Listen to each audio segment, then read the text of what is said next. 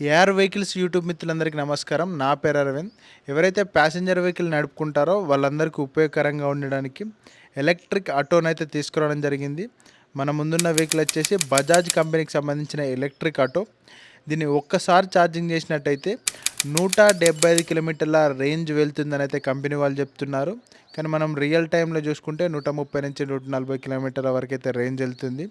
దీన్ని మనము ఇంటి వద్దనే ఛార్జింగ్ చేసినట్టయితే 10% ఛార్జింగ్ నుంచి 80% ఛార్జింగ్ కానికి 4.5 గంటల సమయం తీసుకుంటుంది. అలాగే దీన్ని ఒక్కసారి ఫుల్ ఛార్జింగ్ చేయడానికి 7 యూనిట్ల కరెంట్ని అయితే వినియోగం చేసుకుంటుంది.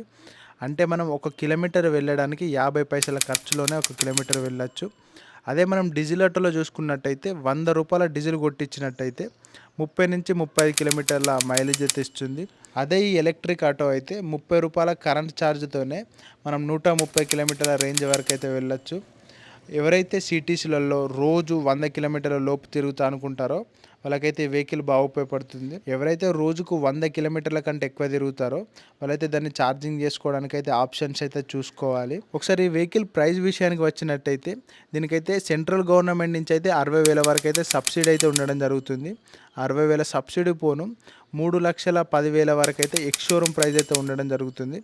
తర్వాత ఆన్ రోడ్ ప్రైజు అలాగే రిజిస్ట్రేషన్ అనేది ఎక్స్ట్రా ప్రైజ్ ఉంటుంది. అలాగే ఈ వెహికల్లో మనం చూసుకున్నట్టయితే 4 మోడ్స్ ఉంటాయి. గేర్స్ అంటూ అయితే ఏముండవు. ఒకటి వచ్చేసి న్యూట్రల్ మోడ్, అలాగే ఒకటి ఎకో మోడ్, అలాగే పవర్ మోడ్, అలాగే రివర్స్ మోడ్ అని 4 మోడ్స్ అయితే ఉండడం జరుగుతుంది. పవర్ మోడ్లో వెళ్ళినట్టయితే 45 కిలోమీటర్ల స్పీడ్ దాకా వెళ్తుంది. ఎకో మోడ్లో వెళ్ళినట్టయితే 40 కిలోమీటర్ల స్పీడ్ వరకు అయితే వెళ్తుంది. ఈ వెహికల్ అయితే లిథియం అయాన్ బ్యాటరీతో అయితే రావడం జరుగుతుంది. బ్యాటరీ కెపాసిటీ చూసుకున్నట్టయితే 8.9 కిలోవాట్స్ బ్యాటరీ కెపాసిటీతో వస్తుంది. పవర్ వచ్చేసి 4.5 కిలోవాట్స్ పవర్ని జనరేట్ చేస్తుంది. 60 నెలలు లేదంటే 1,20,000 కిలోమీటర్ల వారంటీతోనైతే ఇస్తున్నారు. అలాగే ఈ ఆటోలో హిల్ అసిస్టెంట్ మోడ్ కూడా ఉంటుంది. ఏదైతే కార్లలో ఉన్నట్టు మనం ఏటవాలుగా ఉండే ప్రదేశాలలో వెళ్తూ ఆగినప్పుడు ఈ మోడ్ను క్లిక్ చేసుకున్నట్టయితే బ్రేక్ నొక్కాల్సిన అవసరం కూడా ఏముండదు. అలాగే ఈ ఆటోలో రీజనరేటివ్ బ్రేకింగ్ సిస్టమ్ కూడా ఉండడం జరుగుతుంది.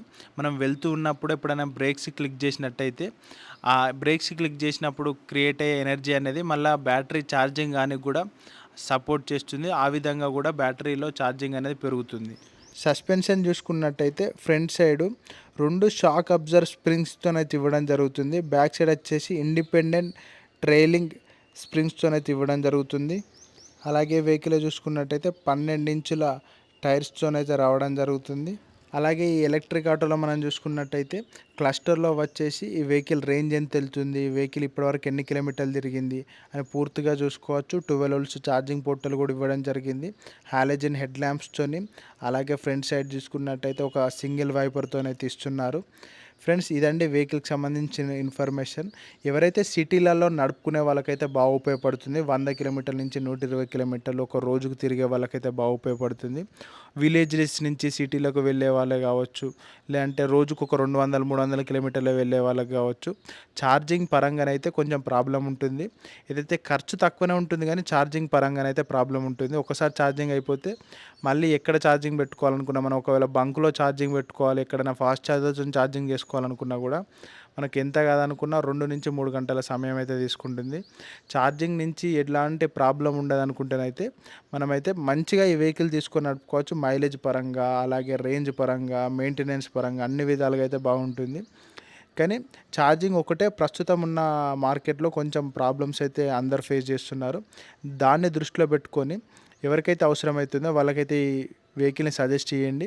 ఈ వీడియో నచ్చినట్టయితే లైక్ చేసి మన ఛానల్ని సబ్స్క్రైబ్ చేసుకునే వాళ్ళు ఉంటే సబ్స్క్రైబ్ చేసుకోండి. Thank you.